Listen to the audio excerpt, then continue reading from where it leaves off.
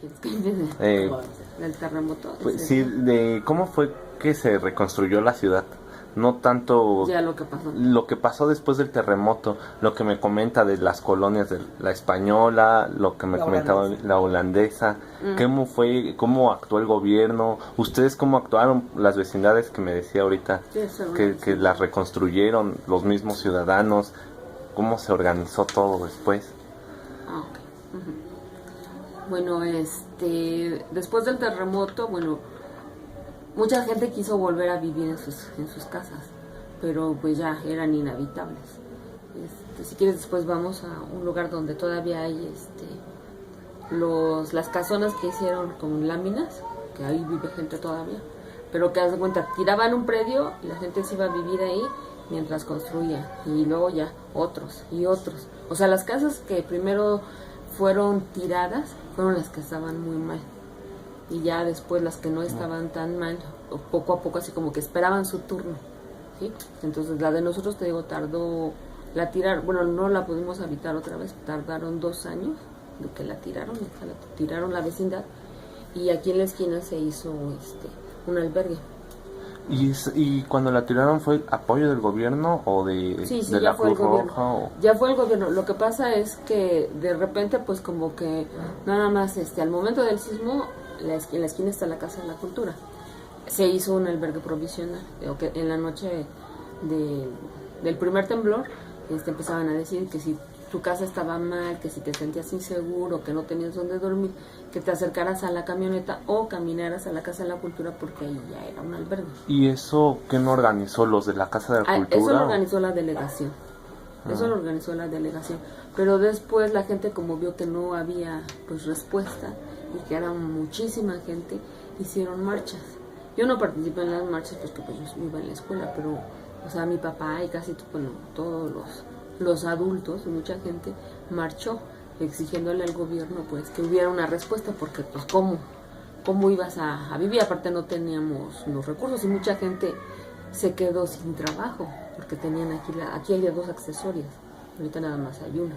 Entonces mucha gente perdió su trabajo, no podían entrar tampoco porque estaba mal, y aparte la gente cómo iba a comprar si no había. Ahora sí que no había dinero para muchas cosas. ¿Y no les pagaban por limpiar o...? No, nosotros, bueno, en el caso de nosotros, mi papá vio que las condiciones no eran las adecuadas. Ese pequeñín, que ahora tiene 29 años, él tenía 2 meses. Entonces, que estuviéramos ahí, pues no lo consideramos sobre todo seguro, porque pues él era muy pequeño, era lámina, se fuera a enfermar. Entonces, mi papá después nos dijo que el gobierno ofrecía pagar la renta si tú conseguías otro lugar. Entonces, un compañero de tu papá, de la facultad de Netzahualcóyotl, Segundo Cabello, él es de Quintana Roo, y él estaba estudiando aquí en México, su familia estaba allá. Entonces él nos ofreció un cuarto para que nosotros pudiéramos vivir ahí. Entonces esa era la renta. Nosotros, esa familia no vive ahí, pero todos los demás sí estuvieron viviendo ahí. No te digo, pero las primeras que entregaron, los primeros albergues, sí eran una grosería, porque era unicel y de un lado y de otro láminas de cartón enchapotado. Entonces acá adelante hay un parque que es el Parque Calles, y violaron a una mamá y a su hija. Entonces la gente de coraje las prendió para que viera el gobierno que no eran seguras.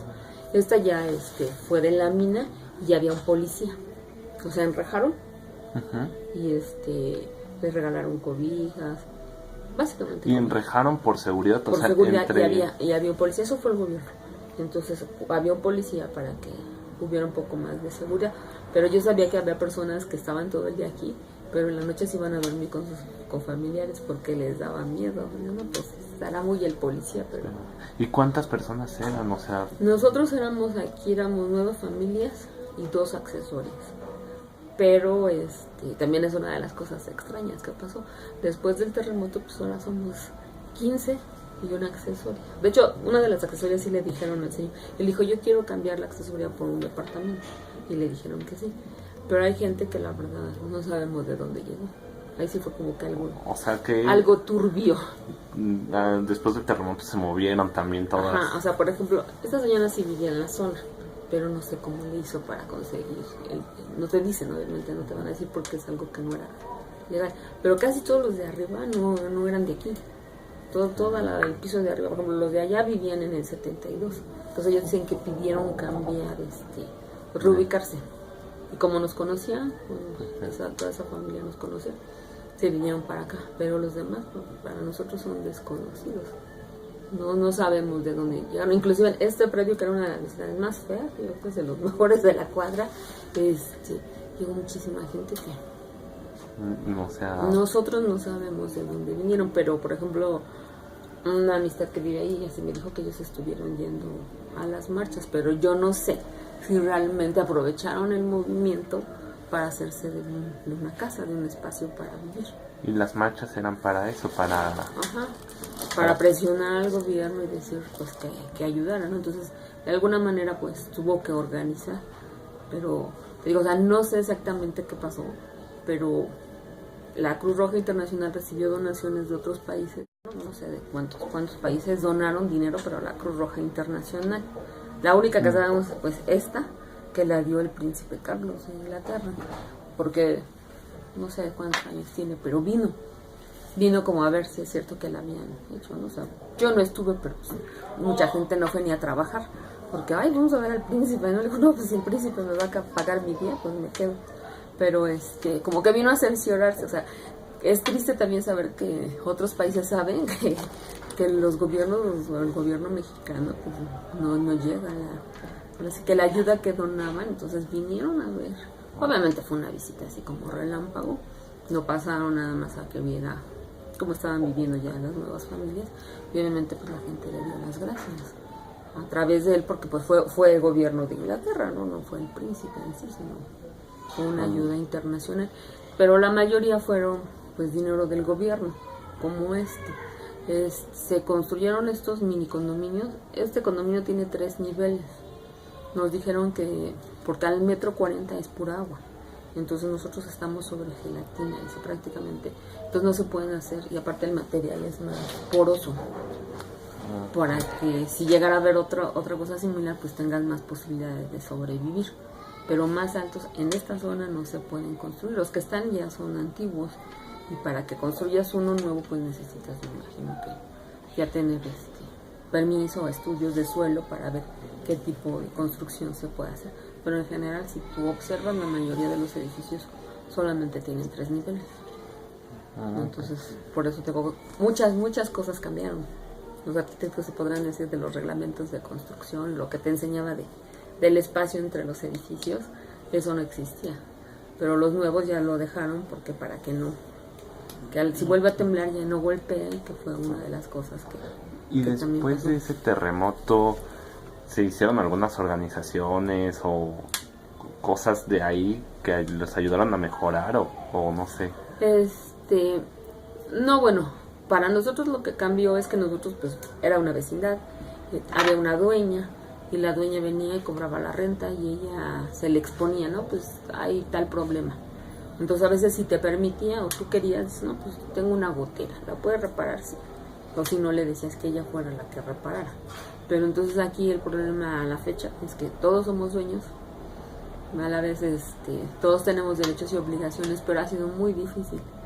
Porque, por ejemplo, muy al principio la gente no quería cooperar, porque ahora se dan cuotas de mantenimiento. Entonces al principio no querían cooperar porque estaban acostumbradas a que el dueño de la vecindad era el que resolvía los problemas. Y entonces ahora te dicen, primero hubo una formación de un presidente, una mesa directiva, presidente, secretario y vocales, tesorero, que se encargaban de resolver y de negociar. Hubo un módulo que se llama, ahorita se llama FIDERE, eso ha cambiado de nombres, ¿no? Pero, o sea, es un fondo que sí se hizo precisamente para ese tipo de vivienda, porque nosotros sí pagamos por estos departamentos, que bueno, en su momento era una cantidad como simbólica, hubo muchas facilidades y era realmente barato. Entonces, te daban un talonario, tú ibas al banco y pagabas, entonces si podías, hubo gente que en su momento pudimos adelantar pagos y poco a poco pues te daban, ya cuando pagabas te daban tus escrituras, pues el departamento ya era tuyo.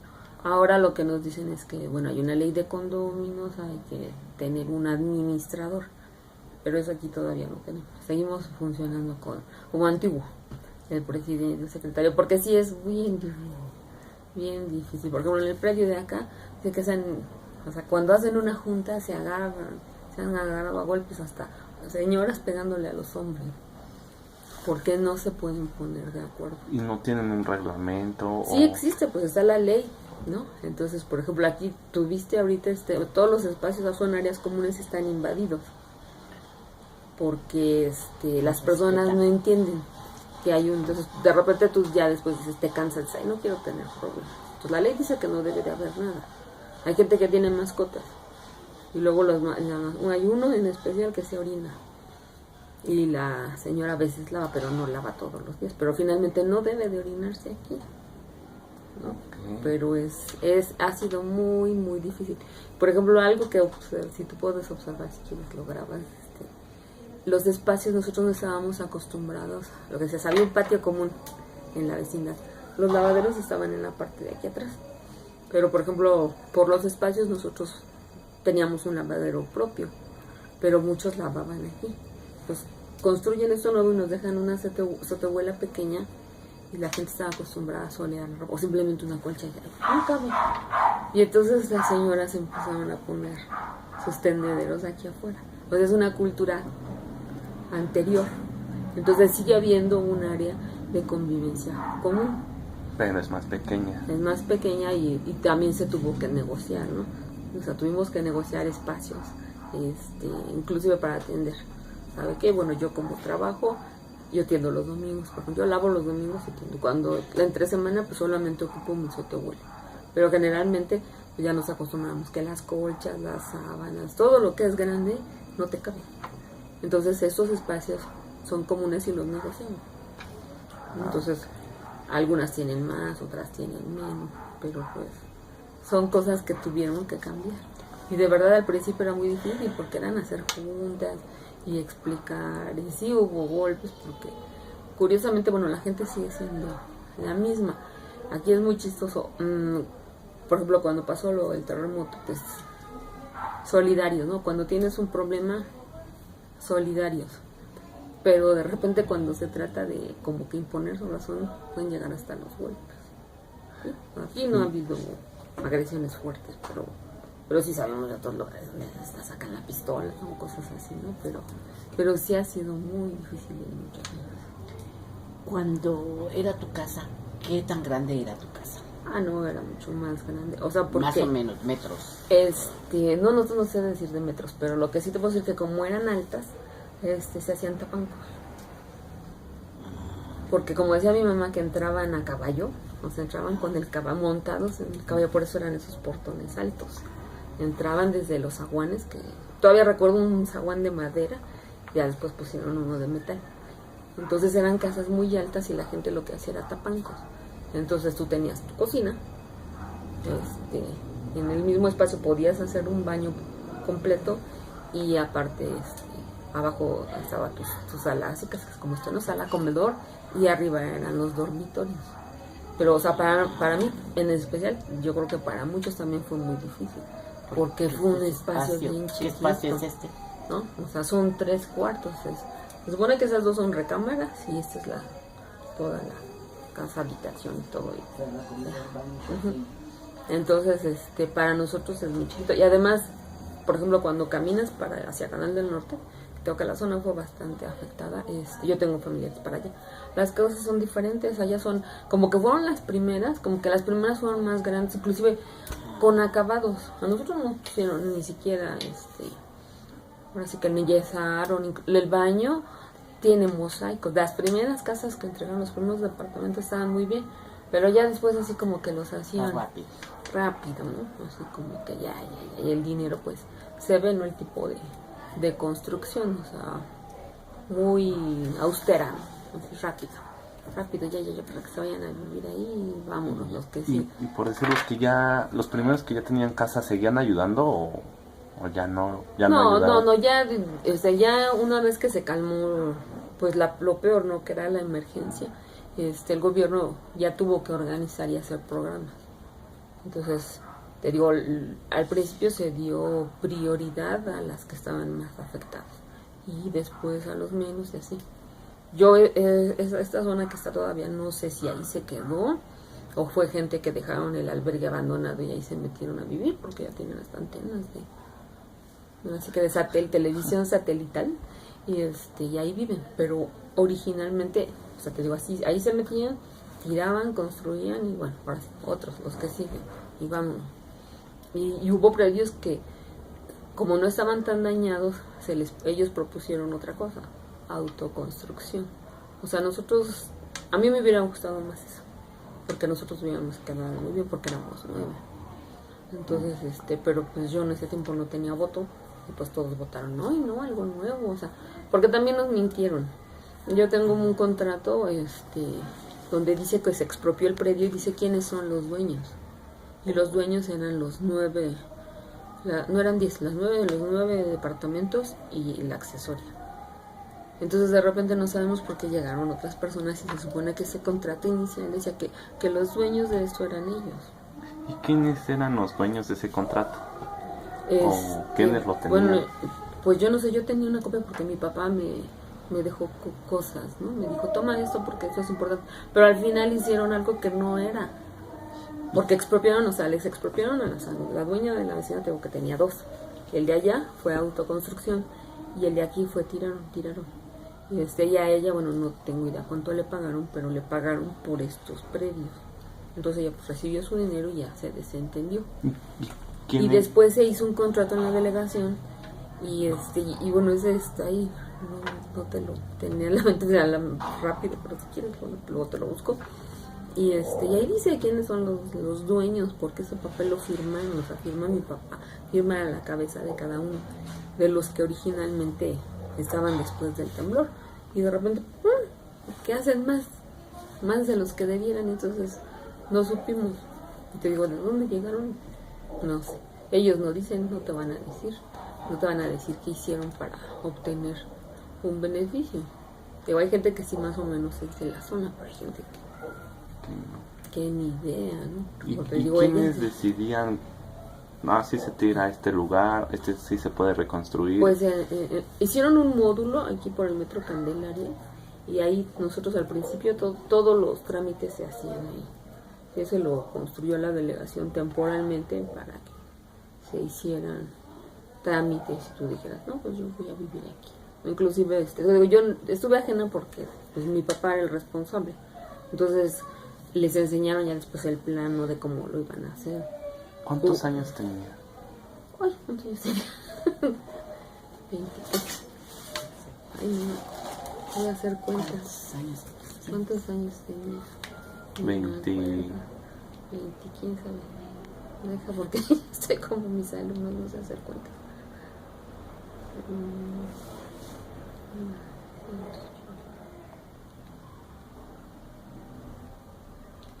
22. Tenía 22 años. Entonces yo estaba en la universidad, entonces realmente mi papá fue el que estuvo.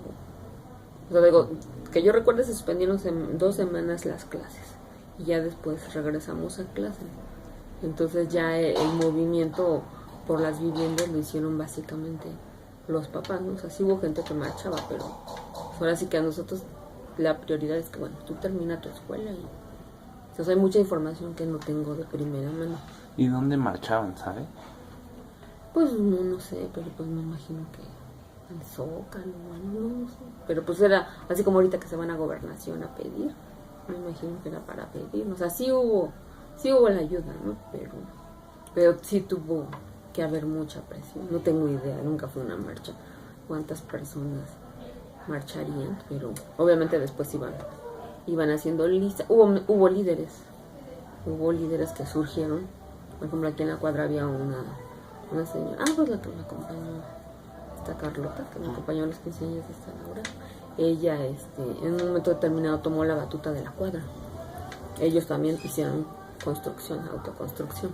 Ellos no quisieron que les tiraran y volvieran a construir. Entonces hubo gente que, como una especie de jefe de manzana, que se hizo responsable y mediaba, y ella movía muchas cosas, pero no sabemos si simplemente ella tomó la batuta o qué. No sé, no hicieron algún voto. Supongo que sí, ¿no? Y aparte, pues tú sabes que los líderes surgen.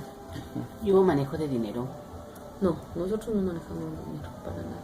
No, eso no. Eso ya después, ya que estuvieron las casas, te mandaban llamar y te decían. Eso sí, yo sé que hubo muchas juntas. Pues ya después como que era más, nada más, a ver, los que viven aquí van a ir tal día a este lugar, allá al módulo de Candelaria. Y bueno, a ver, miren, estos son los planos, se va a hacer esto.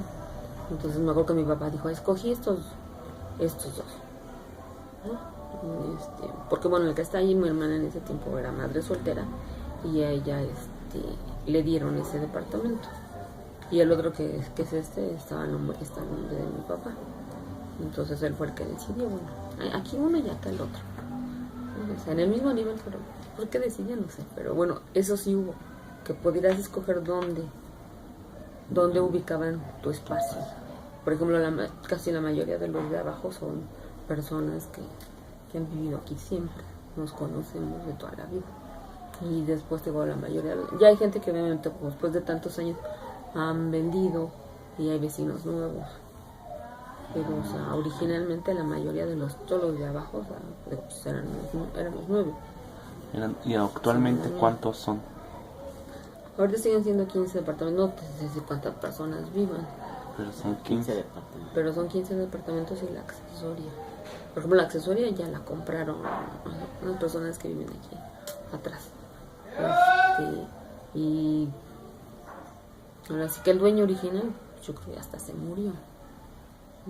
Era una reparadora de calzado, era un señor que todavía así a mano, o sea, como artesano, reparaba los zapatos así, cosiéndolos con su martillo. Y era una cosa muy... Y esto que me dice de los dueños de las vecindades, ¿qué pasó con ellos cuando se los expropiaron?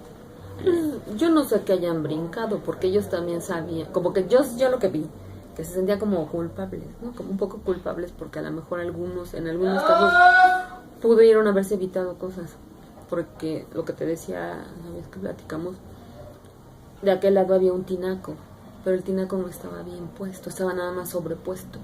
Entonces cuando empezó el temblor, lo que dicen es que primero era una esfera de fibra de vidrio, se vació, y ya que se vació, se cayó. Es así como una esfera, decía mi hermano. Eso los espantó mucho. Entonces eso estaba mal colocado, no estaba, ni siquiera tenía cemento ni nada. A lo mejor hubiera soportado. Obviamente al caer, pues golpeó viviendas y nada más, bueno, se mojaron y se mega espantaron porque nunca se imaginaron eso. Entonces yo a veces tenía la percepción de que se sentían como culpables porque no obtenían las vecindades el mantenimiento que necesitaban. Pero bueno, finalmente el temblor fue tan grande que sobrepasaba muchas cosas. No fue... Bueno, en este caso yo no creo que haya sido la culpa pues de nadie. ¿Aquí hubo muertos? No, aquí no hubo muertos. En la cuadra, en esta zona no hubo muertos. Hubo golpeados, así, que empezaban a caer las cosas. Como era en un piso, era un solo nivel, pudimos salir. Entonces no, muertos hubo sobre el eje, para allá sí hubo, porque sí hubo gente que murió, no sé en otras zonas, pero aquí en esta cuadra que sepamos, no hubo muertos, no. Y pues, o sea, pasando la avenida del Trabajo para allá, pues quién sabe, ¿no? Porque son muchísimas casas. ¿Qué tan rápido fue la ayuda? ¿Para qué? ¿Para las casas? ¿Para las casas o para ustedes? Pues para nosotros fue, te digo, fue inmediata en el sentido de que fueron las mismas personas. Yo me acuerdo que cuando yo llegué, pues nos abrazamos. Había una vecina que ya falleció, la señora, y me abrazó. Y nos pusimos a llorar y yo estaba muy espantada. Es que se cayeron muchas casas, es que no sirve el metro, no puede decir, mi hija, cálmate. Entonces, pues desde ahí, ¿no? Una manera de contenerte emocionalmente, porque venías alterada. Y después pudimos, que no había luz, escuchar en un radio, radios de pilas empezamos a escuchar poco a poco, ¿no? Que se cayó aquí a la vuelta del edificio de Hacienda, aquí la gasolinería de acá, se cayó, te digo, el techo quedó así como clavado. en Ferrocarril de Cintura antes pasaba el tranvía y las vías las habían dejado, pues las vías así todas retorcidas, ¿no? Entonces la ayuda, llegó un muchacho, no sé de dónde, dijo, necesito que me ayuden a sacar a mi novia porque se le cayó el techo y creo que está muerta. Pero no, yo me quedé así, como que mucha ayuda al que no estorba. Dije, no, yo no puedo, ¿no? Pero, o sea, mucha gente empezó a ayudar. Y lo que te decía, bueno, en la noche ya había algún programa, supongo, emergente de la delegación. Se vio la ayuda del albergue aquí en la esquina, en la Casa de la Cultura. Y, bueno, nosotros tuvimos la oportunidad de que nos habló uno de mis primos que vivían aquí en Canal del Norte, y la casa de mi tío se volvió así como el refugio de todos los que vivíamos por aquí, que nos habíamos quedado sin casa. Y dice, yo creo que estaba acostada y yo nada más veía, tenía una vela. Ups, creo que esto se va a caer. Nada más veía cómo se caía la tierrita, veía la rajada así en la pared. Dije, aguantará. Y si tiembla en la noche, entonces ya llegó mi hermano, ¿sabes qué? Dice, ya vamos, dice, ¿por qué van a venir por nosotros? Entonces el 19 en la noche no durmió, nosotros no dormimos aquí, fuimos para allá. Después, al otro día, pues ya nosotros nos dividimos, y el segundo temblor a mí no me tocó aquí. No sé cómo sería, pero bueno, donde me tocó, fue la locura, te digo, fue una histeria. Y después, yo estuve viviendo un tiempo ahí en Aragón, hasta que después fui a hablar con mi tío, ¿no? Porque bueno, como éramos 4 hermanos, los 4 nos dividimos. Mi hermana, la del bebé, y la más chica se fueron a Celaya porque ya tenemos familia. Y mi hermano me dijo, por mí no se preocupen, yo me voy a vivir con unos amigos. Y entonces yo fui a hablar con ese tío que vivía aquí en Canal del Norte y le dije que si me podía quedar a vivir con él porque él tenía el espacio. Y aparte a ellos lo único que les pasó fue que la cisterna se rompió. Y eso se rompió porque estaba mal hecha. Entonces padecimos mucho del agua, eso sí. Pipas, llegaban pipas. Pero te digo que yo cuando vine, porque veníamos constantemente, te digo, los vecinos me decían, y se te vino a buscar un muchacho que es Boy Scout, que había sido mi novio. Yo no lo he vuelto a ver en toda mi vida, pero se me hizo un detalle muy bonito, que vino a ver si estábamos bien, ¿no? Entonces no sé qué. Y también otra compañera del CCH, que trabajaba en ese tiempo en Canal 11, me dice, primero te busqué en la lista de los muertos. Y ya que vi que no estabas, güey, gracias. Ya que vi que no estabas, dice, entonces, no le pasó nada. Entonces, se estuvo buscando, y finalmente me consiguió en la casa de mi tío. Y dice, yo supe que no estabas muerta, diciendo, tiene que estar en algún albergue o en algún lugar. Pues fueron cosas así. Pero lo más bonito, te digo, aquí sobre Bravos, donde veníamos, justo donde está la casa esa de la Cruz Roja, ahí estaba parado un camión.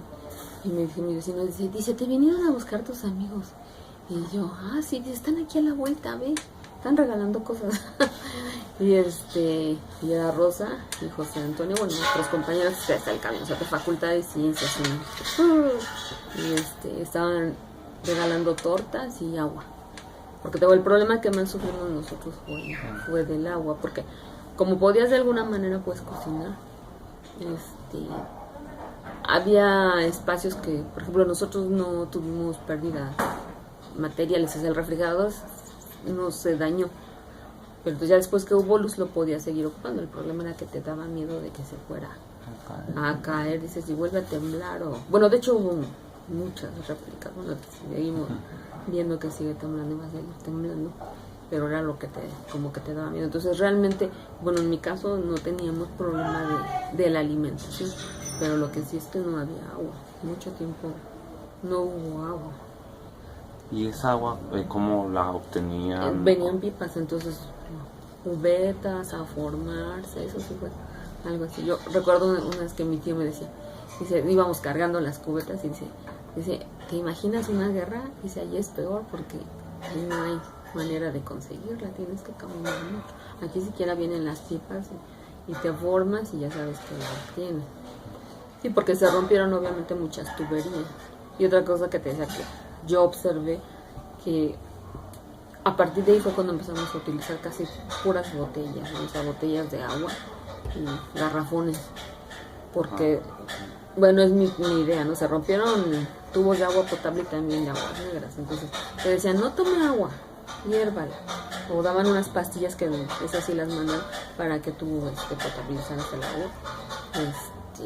Y a partir de entonces empezamos con esto. Claro que ahorita ya es un negocio, pero yo siempre he creído que lo que pasa es que no pudieron, tendrían que haber cambiado redes completas, ¿no? O sea, como que siempre ha sido, bueno, ahora se salió por aquí un tubo, repárale, pero lo que realmente esté ahí abajo no sabemos qué pasó. Pero sí fue esto algo que también, como dices, un cambio social, un cambio, porque ahora yo veo las películas americanas, los gringos siempre abren la llave y toman agua, y nosotros dices, ay, no, mejor no, porque al estar sucia, ¿no? De perdis la hiervo, o mejor compro mi garrafón o mi botellita con agua. Es muy interesante. Sí, eso fue algo que yo sí observé, fue un cambio que nosotros no habíamos visto. Y bueno, en la facultad, de manera particular, fuimos, recuerdo que éramos 4 compañeros, que los que sí hubo muertos.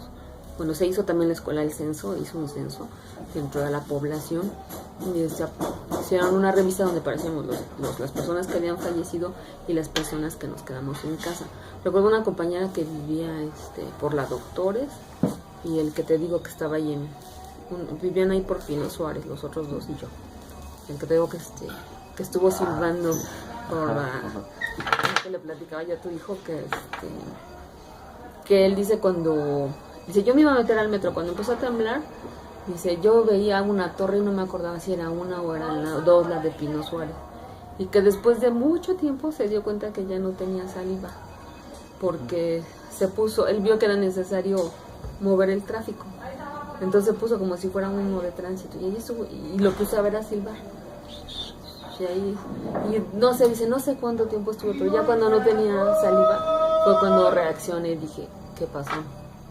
Entonces en la facultad hicieron una colecta, nos mandaron llamar de un laboratorio, me acuerdo del doctor Cifuentes, una de las muchachas que trabajaba ahí. Le hicimos una colecta, dice, es bien poquito, dice, no les va a servir para nada, dice, pero de algo ha de servir. Entonces nos repartieron lo que habían en partes iguales. Y inclusive, bueno, a mí me dijeron, ¿no?, que estaban juntando comida, que si necesitábamos. Le dije que bueno, en mi caso no, lo único que necesitábamos pues era agua. Entonces esa fue la ayuda que nosotros tuvimos. Y pues la otra parte yo no la viví, la vivió este compañero que actualmente vive en Pátzcuaro, que él me decía que en el CEU se hicieron brigadas, se reunían en el estadio, juntaban los que tenían garrafones, los llenaban con agua y se iban a dejar en diferentes zonas. Obviamente yo entiendo que primero me vinieron a buscar a mí porque sabían, ¿no?, porque yo era donde vivía, pero así se fueron a zonas como de compañeros o zonas estratégicas donde se necesitaba la ayuda, pero no sé en qué momento él empezó a ir a las brigadas sobre Tlalpan. Él fue lo que me platicó lo de las costureras, que fue algo así muy impactante, porque nosotros, te digo, duramos 2 semanas sin ir a clase, y después cuando ya estábamos en clase ya se asomó. Yo estaba en una clase, me salí y nos abrazamos y empezamos a llorar, y me dice, ¿pero por qué están aquí? Dice, ¿por qué están aquí en clase? Dice, si la gente todavía está atrapada. Dice, se oyen los gritos. Dice, estamos en Tlalpan y se oyen los gritos de las costureras. Entonces dice, pero lo más triste es que llegan los dueños, llegan con camiones y empezaban a sacar las máquinas. Inclusive le tocó ver que sacaban una caja fuerte.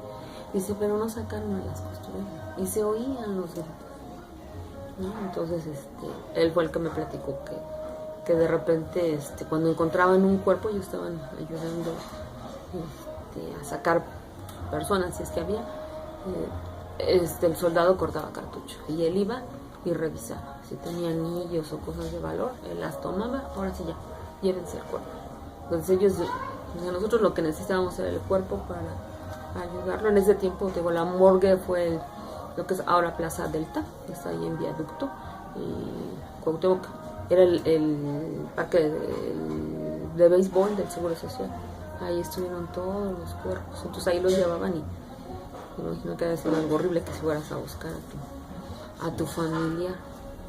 Pero, o sea, él estaba muy desconsolado porque le dolió mucho ver eso. Escuchar, dices que estás escuchando que la gente está ahí adentro y ya no la zafaron, ¿no? Inclusive en Cristina Pacheco hay un programa en el Panteón Civil de Dolores hay una fosa común del terremoto. Y entrevisté a un señor y dice pues que llegaban no solamente, bueno, había pedazos de personas. Porque cuando se hicieron las demoliciones, en algunas zonas como esa, se veían los pedazos de personas. Y eso obviamente pues no te lo van a decir. Porque ¿cuánta gente murió? ¿Quién sabe? ¿Cuánta gente se quedó atrapada que pudo tener una oportunidad? Tampoco lo sabemos, ni lo vamos a saber. ¿Recuerda algo de lo que escuchaba en la radio del gobierno o no sé? Bueno, yo es lo que te decía, bueno, cuando nosotros intentamos llegar aquí, como unos días después del terremoto, cerraron el eje, pusieron las cintas esas amarillas que ponen siempre y no nos dejaban pasar porque iba a venir de la Madrid, iba a venir el presidente a ver qué estaban haciendo. Entonces eso fue teatro. O sea, yo digo, hasta al presidente lo han de haber engañado, porque no era cierto. Estaban los soldados aquí me acuerdo sobre Bravo, así como si estuvieran revisando, pero fue nada más el engaño porque iba a pasar el presidente, porque ni estaban haciendo nada. Aquí no hubo soldados, aquí hubo policía, ¿no? Porque aquí no había nada que saquear, pues la gente tenemos bajos recursos. Entonces, así como que fue la pantomima. Y la otra cosa que tengo, mi primo, él estaba en el Hospital General. Ellos son del estado de Guanajuato. Y le habían hecho una cirugía. Y a él le tocó ver pues, cómo se cayó todo lo de la maternidad. Y te digo que llegas que le dieron nada más así una fruta. Y le dijeron, toma, él traía su batita nada más. Y sus chanclas. Dice, pues si te puedes comunicar con tus familiares, vete, porque a partir de este momento tu cama ya no es tal, porque estamos sacando a todas las mamás de ahí. Entonces empezó a haber un movimiento tremendo. Y entonces decía que, bueno, en ese inter de que mi tía quería ir a buscarlo y, o sea, mucha gente como que se cruzó. No sé exactamente qué pasó, pero me dice que cuando llegó también de la madre, cuando llegó al hospital para ver que se había caído, todas las enfermeras, los médicos le mentaban a la madre. Un chifladero así, ¿por qué? Porque ellos estaban salvando vidas y pues hace su operativo para que el presidente vaya.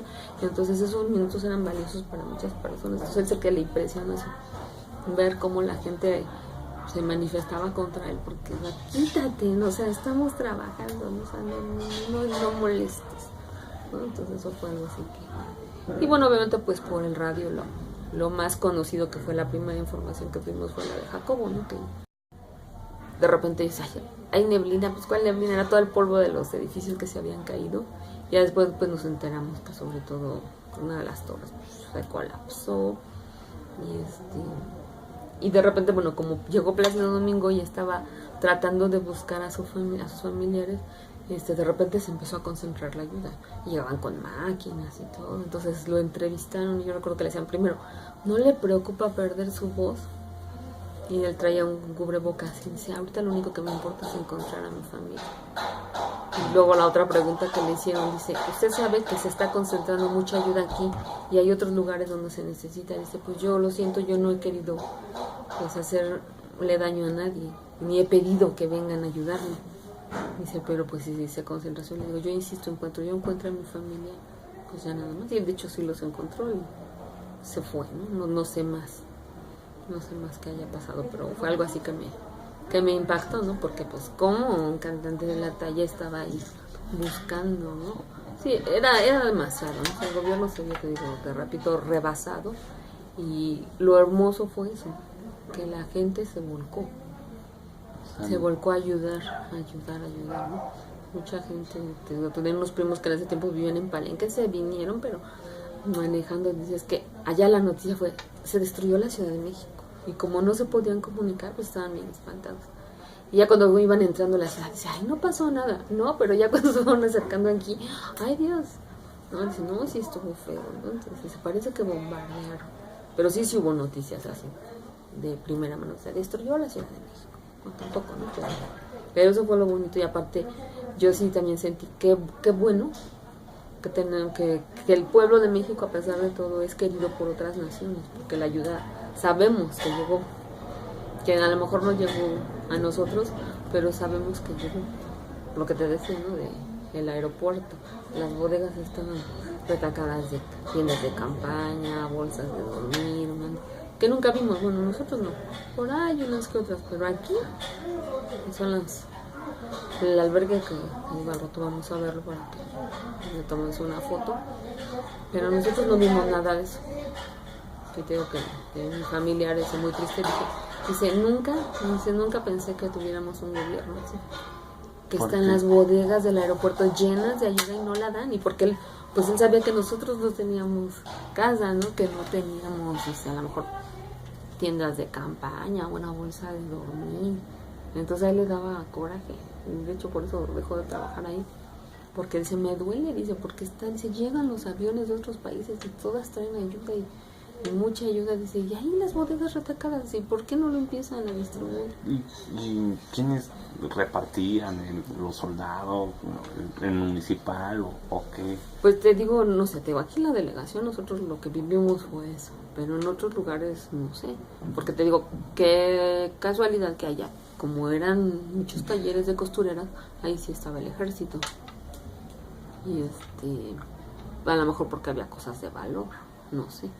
Pero bueno, la idea era que evitaran el saqueo, que pues que yo recuerde no hubo, pero ellos mismos eran los que hacían la rapiña de encontrarse un muerto y quitarle sus objetos y vámonos, ¿no? Entonces, ¿Y el gobierno municipal aquí, no sé, delegación? Pues por eso te digo, ellos, yo creo que esta delegación junto con la Cuauhtémoc fueron de las más afectadas, están parte del Álvaro Obregón. Entonces, te digo, al menos aquí hicieron el módulo que estaba allí en el Metro Candelaria y ahí se manejaban muchas cosas. Digo, hay detalles que no te puedo decir, no los conozco, pero o sea, sí, pues sí hubo una ayuda, pero a lo mejor también si a ellos si no llegaban esas cosas, yo no sé si de verdad llegaron a sus manos las tiendas de campaña o como dicen que después estaban en tiendas en venta como Aurrera, que no había otras tiendas como ahora.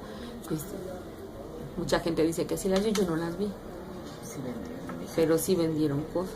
¿Y por qué cerraban cuando llegaba el presidente ahorita? Pues porque se supone, viene a ver cómo estuvo fue muy dañada la colonia Morelos, entonces pues va a venir, pero hasta pintaron el piso, así, o sea, le hicieron el teatrito para que cuando él pasara viera, no, sí están trabajando, no es cierto, aquí la gente fue la que se ayudó, ¿no? La que empezó a quitar piedras y demás, y a ver, dice, no, pues aquí sí está feo, aquí mejor no nos metemos, fue la misma gente, aquí, no sé en otras zonas, pero aquí. Entonces, el ya gobierno después, no ayudó aquí. Sí ayudó, pero no, o sea, también yo digo que el gobierno, la misma gente lo engañaba, ¿no? Porque si te hacen así como que mira, un teatrito, no, mira, ahí están los soldados, están revisando los edificios, o sea, siendo que los soldados no tienen la capacidad de revisar un edificio, ¿no? Necesitarías un arquitecto, un ingeniero, para ver qué.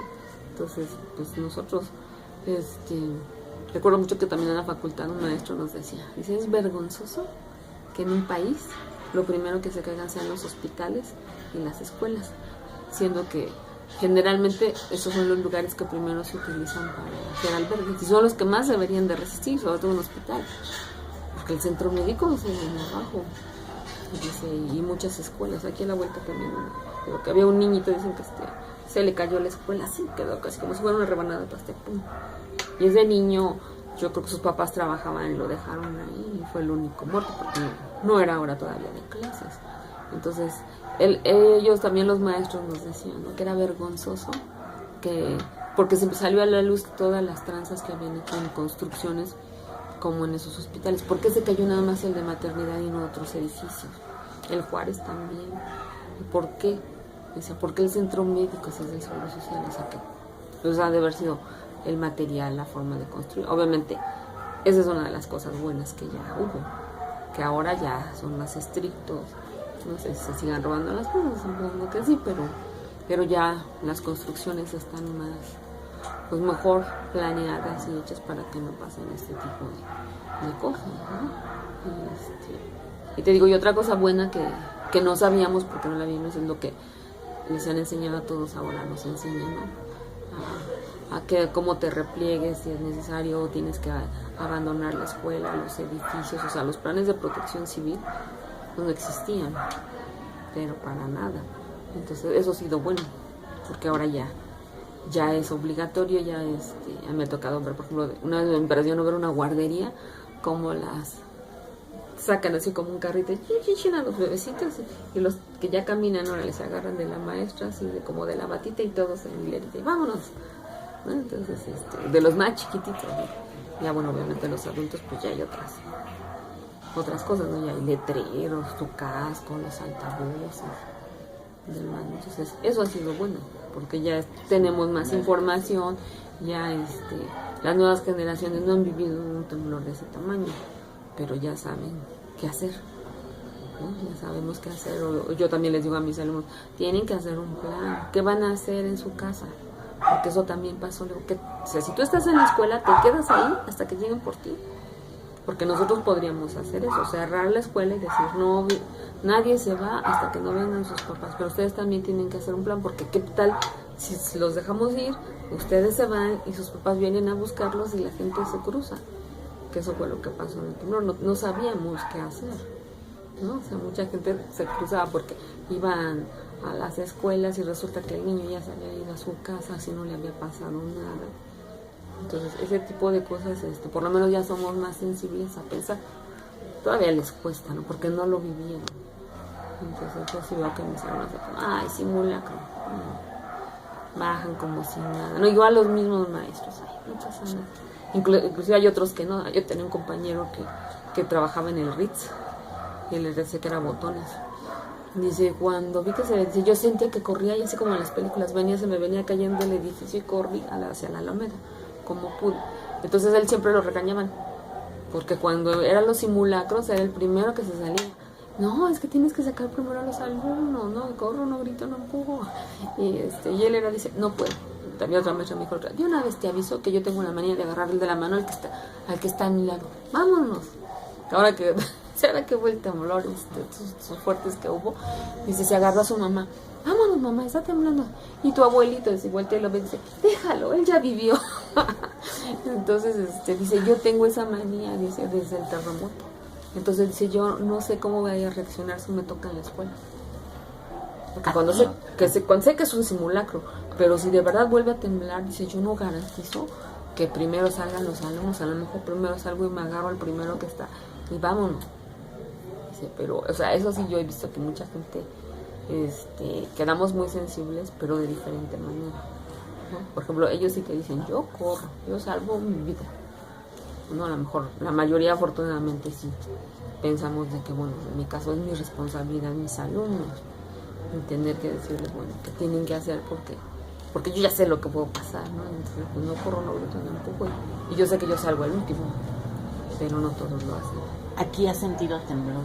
Sí. ¿Y cómo se sienten? Bien. Mira, por ejemplo, esos pajaritos que se llaman espantaespíritus están ahí como, no sé si es un trauma, que es mi sismógrafo. Porque aquí se sienten así esos bien sencillos, esos de... Cuando dicen, hay temblor en la Ciudad de México, como de 5. Mucha gente no lo siente, pero aquí luego empiezan a sonar. Está temblando. Y se sienten así como muy suavecitos. Se siente mucho por el tipo de suelo. Entonces ya sabemos. Pero sí los últimos sí han sido fuertes, que se han sentido en zonas, por ejemplo en Coyoacán, por ejemplo en el Pedregal, que está sobre su zona volcánica, nunca se habían sentido, y estos últimos sí se sintieron ahí, ¿no? Entonces ya se espantaron.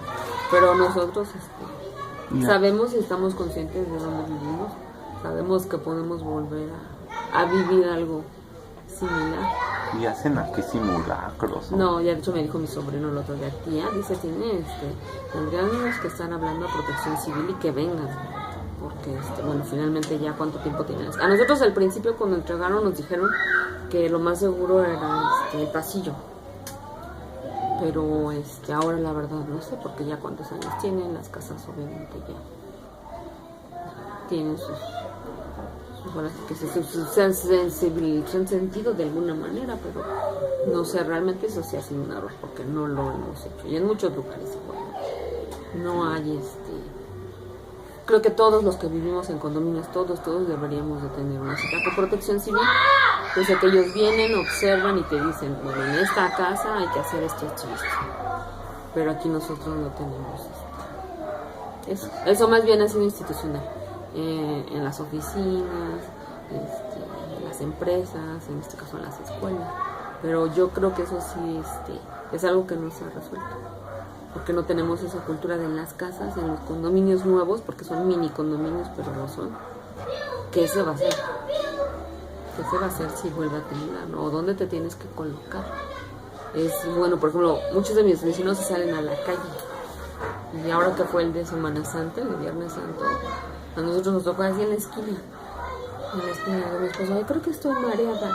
Y dice, a ver, y empieza. Entonces yo nunca había visto lo de los cables, cómo se chicotean. Pero como está ahí la Casa de la Cultura, la policía salió con una maestra, yo creo que estaban de guardia.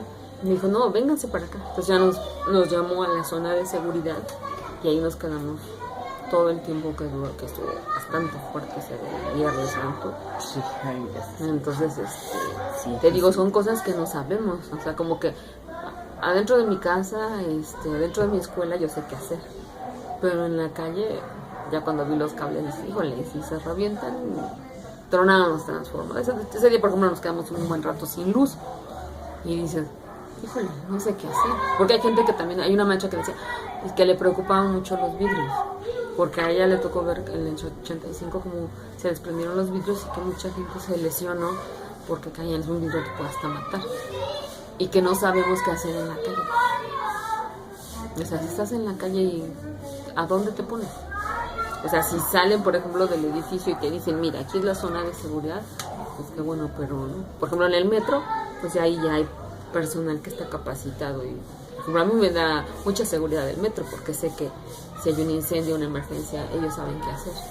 Pero si me toca en la calle, ya me di cuenta que no estoy preparada, no sé dónde me pongo, ¿no?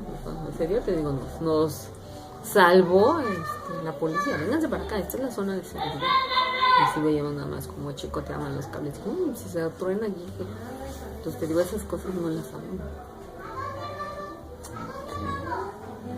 ¿Qué más quieres? No, pues, algo más que recuerde. ¿Tienen un poquito de refresco? No, gracias. Tú que estás a hablar.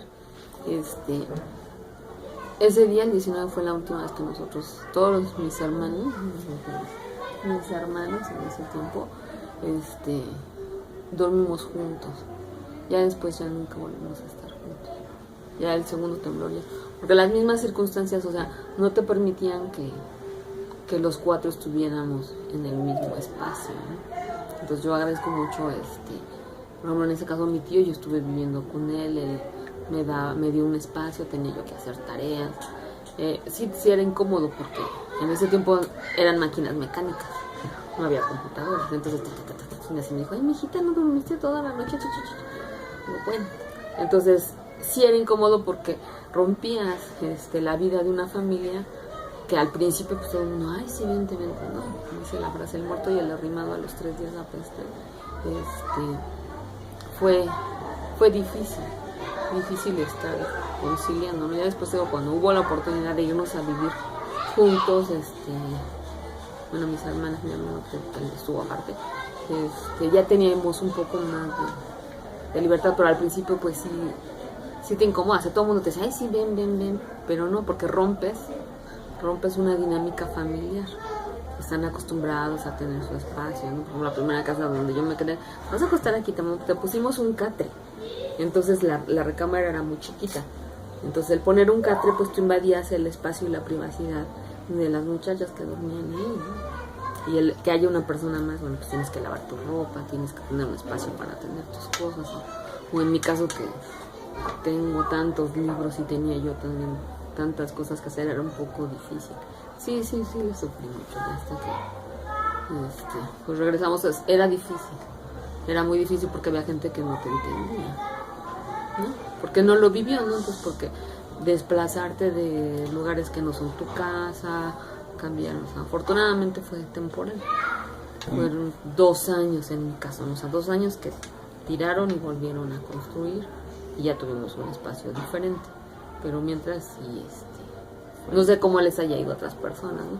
Pero sí, mientras fue fue difícil. O sea, agradeces la ayuda, yo agradezco a todo el mundo que apoyó de alguna o de otra manera, porque fue fundamental. Y también en la parte, pues, emocional, ¿no? O sea, que no sabes que no estás solo, sabes que, por ejemplo, Rosa y José Antonio, los muebles de mi casa estaban bien. Entonces ellos me ofrecieron una bodega. Su mamá tenía pues, una paletería y ahí tuvimos los muebles todos esos 2 años. Ya después, ya cuando regresamos, pues ya. Entonces, y no, obviamente nunca nos cobraron nada, porque sabes que aparte, es como, ¿cómo te pago si no tengo dinero, no? Entonces hubo cosas muy bonitas, como esas. Si te digo, ese compañero, le digo, yo siempre te pongo de ejemplo, que vive allá en Pátzcuaro, le hablo con mis alumnos porque lo que ustedes hicieron fue algo heroico. No sé, no te digo, no tengo idea, porque yo me acuerdo que fueron 15 días de no clases en la universidad, pero esos 15 días, toda la labor que hicieron las brigadas de los muchachos, de todas las facultades, porque por lo menos en SOU todas las facultades hicieron cosas, y se hicieron, pero ellos eran voluntarios. Que te digo, nosotros regresamos a clases y él, pues, ¿dónde está Juan? Pues quién sabe, ya hasta que él regresó y regresaba con tierra, regresaba y desesperado porque él, como supongo muchos otros hubiesen querido hacer más, porque decían es que 2 semanas no era suficiente para lo que pasó, pero bueno, la orden fue esa y pues a regresar a clases y a regresar a clases, ¿no? Entonces, sí. En general en la sociedad sí vio un antes, un después de... Ah, sí, claro que sí.